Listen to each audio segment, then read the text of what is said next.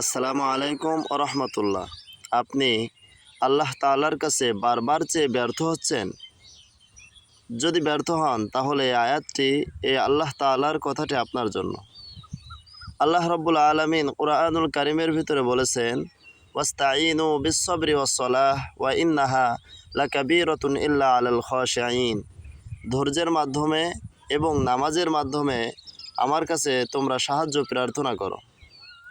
তাহলে আমরা ধৈর্যও ধারণ করি না এবং নামাজও আদায় করি না, তাহলে আল্লাহ তাআলার পক্ষ থেকে আমাদের কোনো সাহায্য আসবে না।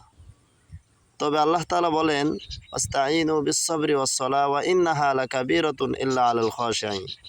তবে এই নামাজ অনেক কঠিন কাজ, এই ধৈর্য ধারণ করা অনেক কঠিন। তবে ওই সমস্ত বিনয়ী মুসল্লি যারা, তাদের জন্য কঠিন নয়, ওই সমস্ত ধৈর্যশীলদের জন্য কঠিন নয়। আর আল্লাহ তাআলা ধৈর্যশীল এবং নামাজিদেরকেই তিনার রহমত এবং তিনার সাহায্য দান করেন। এজন্য আমরা নামাজ আর ধৈর্যের মাধ্যমে আমরা তিনার সাহায্য প্রার্থনা করব ইনশাআল্লাহ। আমিন।